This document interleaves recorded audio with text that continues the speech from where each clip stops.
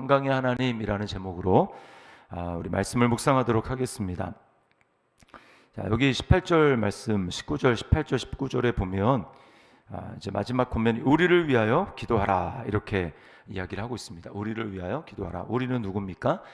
이 편지를 쓴 이제 지도자들이겠죠. 지도자 그룹에 속한 사람들, 우리를 위하여 기도하라. 하나님이 원하시는 믿음의 공동체는 서로 중보하며 기도하는 기도의 공동체입니다. 이 기도는 무엇과도 대체를 할 수가 없어요. 성경을 읽는 것과도 대체를 할 수 없고 또 믿음의 교제를 나누는 것과도 대체를 할 수 없습니다. 그래서 기도는 우리가 하나님 앞에 서 있는 충성의 증거입니다. 내가 보이지 않는 곳에서 하나님 앞에 무릎 꿇어 기도하고 있는가라고 하는 것이 나는 하나님을 의지하고 있습니다. 나는 하나님의 도움이 없으면 살아갈 수 없습니다라고 하는 이 몸으로 고백하는 거예요. 그래서 기도가 그만큼 중요한 것입니다. 기도를 쉰다. 그러면 지금 영적인 주님과의 동행을 쉬는 것입니다. 기도를 쉰다. 그러면 지금 나의 영적인 호흡을 쉬고 있는 것입니다. 지금 우리를 위해서 기도하라 이렇게 이야기를 하고 있는 거예요. 지도자 그룹을 위해서 기도해야 된다라고 하는 것입니다. 이 지도자는 지금 뭐라고 이야기를 하고 있습니까? 18절에 보니까 우리가 모든 일에 선하게 행하려 함으로 우리에게 선한 양심이 있는 줄을 확신하노니 라고 이야기를 합니다. 바로 이제 앞에 17절 말씀에 보면 너희를 인도하는 자들에게 순종하고 복종하라. 그들은 너희 영혼을 위하여 경성하기를 자신들이 청산할 자인 것 같이 하느니라. 그들로 하여금 즐거움으로 이것을 하게 하고 근심으로 하게 하지 말라. 그렇지 않으면 너에게 유익이 없느니라. 이렇게 얘기를 했죠. 그리고 이제 또 앞에서도 7절 말씀에 보면 하나님의 말씀을 너에게 일러주고 너희를 인도하던 자들을 생각하며 그들의 행실의 결말을 주의하여 보고 그들의 믿음을 본받으라 이렇게 이야기를 합니다. 그래서 지금 18절에서 이 편지를 쓰는 이 서신서를 쓴 영적인 지도자가 자신들에 대해서 우리는 모든 일에 선하게 행하려 함으로 또 우리에게 선한 양심이 있는 줄을 확신한다. 우리가 어떤 지도자인지 너희가 분명히 알았으면 좋겠고 그래서 우리를 위해서 기도해 달라라고 이야기를 하는 것입니다. 그들의 말과 가르침만 볼 것이 아니라 그들의 삶을 이렇게 보라고 이야기를 하는 거죠. 사람들에게만 좋게 하려고 하는지 아니면 정말 주님의 몸을 세우려고 하는지 주님 나라를 위해서 일하려고 하는지 자기 개인의 유익을 위해서 그렇게 하는지 분명히 보고 그렇게 그 지도자를 따르고 위해서 기도하는 공동체가 되어야 된다라고 말을 하고 있습니다. 그리고 이제 이들이 자신들을 위해서 기도해 주기 위한 또 좋은 그런 동기가 뭐냐면 19절에 보면 내가 더 속히 너희에게 돌아가기 위하여 너희가 기도하기를 더욱 원하노라. 지금 떨어져 있는데 속히 너희를 방문하기 위해서 너희가 기도해 달라 이렇게 이야기를 하고 있습니다. 이게 뭘 얘기를 하는 겁니까? 공동체는 이런 지도자들이 필요하다라는 거예요. 여러분 목회자가 필요하고 이런 성숙한 지도자 또 평신도 지도자들이 교회에 필요하다라는 것입니다. 그래서 이런 리더십에 목양의 공백이 생기지 않도록 지도자들을 위해서 기도하고 속히 돌아올 수 있도록 기도해달라 이렇게 이야기를 하고 있습니다. 자, 적용해 보겠습니다. 우리 자신들에게 질문을 던져보겠는데요. 나는 기도가 중요함을 알고 있습니까? 자신을 위해서 기도하고 있습니까? 그리고 더 나아가 교회의 목회자와 리더십을 위해서 기도하고 있습니까? 기도에 대한 적용입니다. 자, 그 다음에 이제 하나님을 어떤 하나님으로 소개를 하냐면, 자, 20절 끝에 보면은 평강의 하나님이라고 이야기를 하고 있습니다. 평강의 하나님이. 자, 제가 계속해서 말씀을 드리지만 이 평강이라고 하면 우리는 자꾸 자신의 내면의 평안함, 내면의 나는 평안하다 이렇게 생각하는 평강만을 떠올리기가 쉬운데 이 원어가 그런 원어가 아닙니다. 그래서 물론 그런 의미도 있지만 더 근원적인 의미는 화평의 하나님 이렇게 해야지 맞아요. 화평의 하나님, 평화의 하나님. 그러니까 이건 뭐냐면 관계성을 의미하는 것입니다. 그냥 나 혼자 내 마음속에 나는 평안하다, 나는 평강이 있다 이런 게 아니라 관계성을 얘기를 하는 것입니다. 그래서 그리스도인들은 어떤 존재냐면 화평을 위해서 부르심을 받은 사람들이에요. 화평을 위해서 부르심을 받았습니다. 그럼 어떻게 우리에게 화평이 이루어졌습니까? 바로 앞에 보면 우리 주 예수를 영원한 언약의 피로 죽은 자 가운데서 이끌어내신, 이렇게 얘기를 하죠. 우리 주 예수를 영원한 언약의 피로 죽은 자 가운데서 이끌어내신 평강의 하나님, 평화의 하나님, 이렇게 이야기를 합니다. 뭘 얘기합니까? 하나님과 우리와의 관계가 예수 그리스도의 희생의 피로 말미암아 우리가 화평하게 되었다라고 하는 것이죠. 하나님과 화평한 관계가 되었고, 또 나 자신과 화평한 관계가 되었고, 또 우리 주변에 있는 사람들과 화평한 관계가 되었다라는 거예요. 그리고 그래서 바로 이제 앞장이죠. 12장 14절 말씀에 보면 이런 말씀이 있죠. 모든 사람과 더불어 화평과 거룩함을 따르라. 이것이 없이는 아무도 주를 보지 못하리라. 이렇게 이야기를 합니다. 모든 사람과 더불어 화평함을 따르라, 이렇게 이야기를 하고 있어요. 우리가 바로 그런 존재로 부름을 받았다라는 것입니다.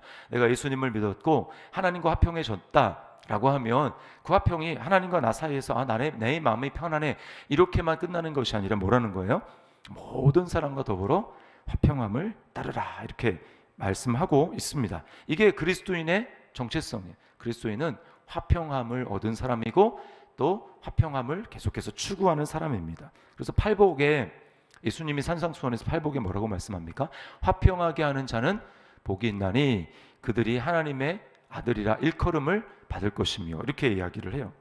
화평하게 계속해서 살아가고 있는 사람들이 하나님의 자녀라 일컬음을 받는다라고 하는 것입니다. 반대로 뭡니까? 하나님 화평하게 하고 있지 않고 뭔가 담을 쌓고 관계를 풀어가는 일을 적극적으로 하지 않는다. 그러면 우리의 부르심을 잊는 것입니다. 내가 부르심을 받은 대로 살아가지 않고 있다라는 거예요. 더 나아가서 심하게는 주를 보지 못하리라. 정말 생각해 봐야 된다라는 것이죠. 예수님도 말씀하셨죠. 너희가 중심으로 형제를 용서하지 아니하면 하늘에 계신 너희 아버지께서도 너희를 용서하지 아니하리라.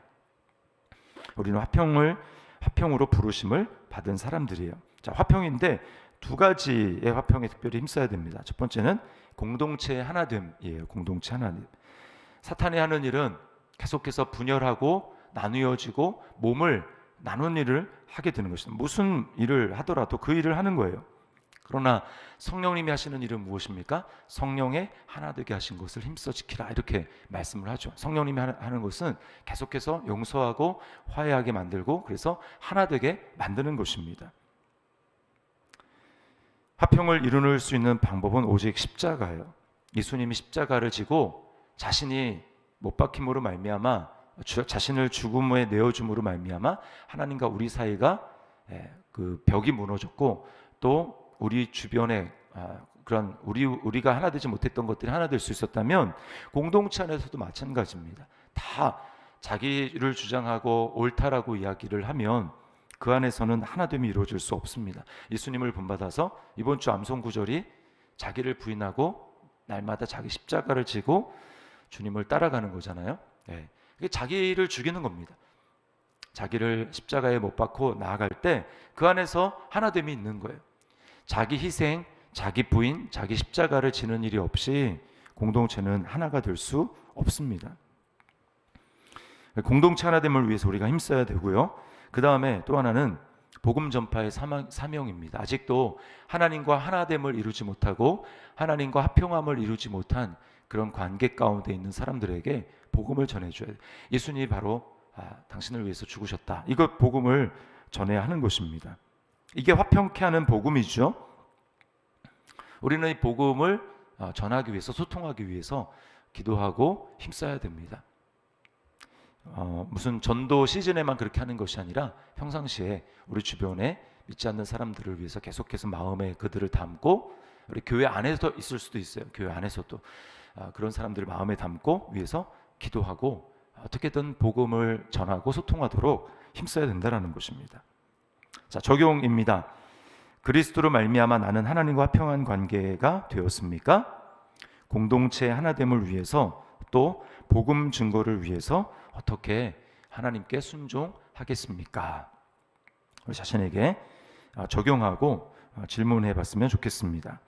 자, 이 마지막인데요. 마지막. 자, 이렇게 살아내는 능력이 우리 어떻게 나오느냐라고 하는 것인데 20절 다시 앞에 보시면 양들의 큰 목자이신 우리 주 예수 이렇게 나옵니다. 양들의 큰 목자이신 우리 주 예수 그렇게 얘기하죠. 그 다음에 21절에 모든 선한 일에 너희를 온전하게 하사 자기 뜻을 행하게 하시고 그 앞에 즐거운 하나님 앞에 하나님이 기쁘시게 생각하는 것 이런 뜻입니다. 그 앞에 즐거운 것을 예수 그리스도로 말미암아 우리 가운데서 이루시기를 원하노라. 자, 모든 선한 일, 그 하나님 앞에 즐거운 뜻을 어떻게 해요? 예수 그리스도로 말미암아 우리 가운데서 이루시기를 이렇게 이야기를 하고 있어요. 자, 예수님을 누구라고 소개하고 있습니까? 양들의 큰 목자다라고 얘기를 합니다. 양들의 큰 목자. 우리는 양이에요. 양이고 우리의 궁극적인 목자는 예수님입니다. 양과 목자의 관계는 절대로 떨어질 수 없는 관계고 양들은 목자가 없으면 살 수가 없습니다. 하루도 살 수가 없어요. 그게 양떼입니다. 그게 양이에요.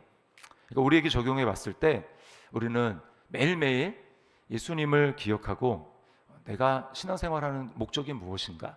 내가 지금 어디를 향해 가고 있는가?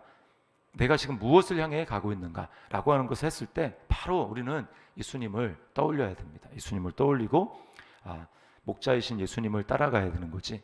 그 목자의 음성을 듣고 목자의 인도함을 받아서 매일매일 따라가야 되는 거지. 그리고 그 목자와 인격적인 관계를 맺는 것입니다. 그것만이 우리의 삶을 바른 길로 인도하는 거예요.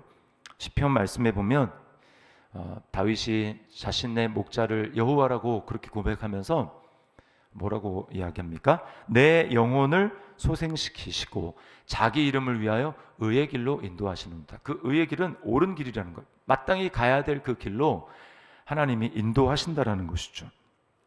주님, 선한 목자가 되셔서 선한 목자는 양들을 위하여 자기 목숨을 버리느니라 라고 말씀을 하신 그 주님을 따라가면 이미 그 주님이 우리를 위해서 길을 열어놓으셨어요. 그 주님을 따라가면 어디로 가는지 보여주셨습니다. 부활의 첫 열매가 되어주셔서 우리로 하여금 그 길을 따라가면 때때로 어려울 수 있어요. 때때로 어려움이 있고 편한 길만 있는 게 아닙니다. 어려운 일이 있을 수 있어요. 오늘 말씀해 보니까 디모데는 23절의 말씀해 보니까 이렇게 얘기합니다.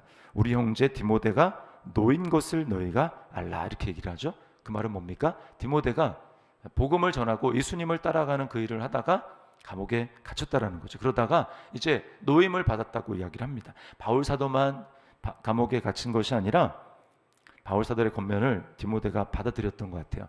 너는 복음을 위해서 고난을 받으라.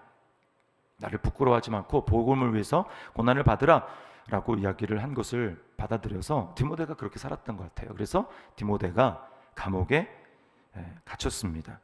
이게 예수님을 따라가는 사람의 삶입니다. 좋은 일만 기대하는 것이 아니라 내가 예수님을 따라가다가 당하는 그런 어려움, 그것도 받겠습니다. 이런 마음을 가지고 주님을 따라가는 거죠. 이게 목자를 따라가는 삶입니다. 그리고 그 결국은 우리에게 영원한 생명이고, 그리고 주님이 십자가를 통과해서 부활에 이르신 것처럼 우리 또한 우리에게 주어진 삶은 영원한 약속은 주님과 함께 부활하는 거예요. 자, 적용 질문입니다.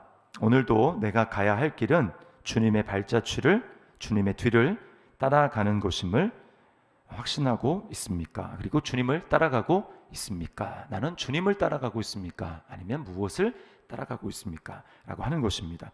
오늘 말씀 기억하며 우리는 기도하는 공동체가 되어야 될 것입니다. 특별히 영적인 지도자들을 위해서 기도를 해야 될 것입니다. 그리고 우리는 주님이 평화의 하나님, 화평의 하나님이기 때문에 우리도 그 사명을 위해서 부름을 받았어요. 공동체의 화평을 위해서 또 복음 전파의 화평의 복음을 전하는 사명을 위해서 부름을 받았습니다. 그리고 우리가 그 일을 이루는 능력은 목자가 되시는 예수님을 따라가는 것입니다. 오늘도 이 말씀을 기억하며 양들의 목자가 되시는 주님을 따라가는 우리 저와 여러분의 삶이 될 수 있기를 주님의 이름으로 축원합니다. 기도하겠습니다.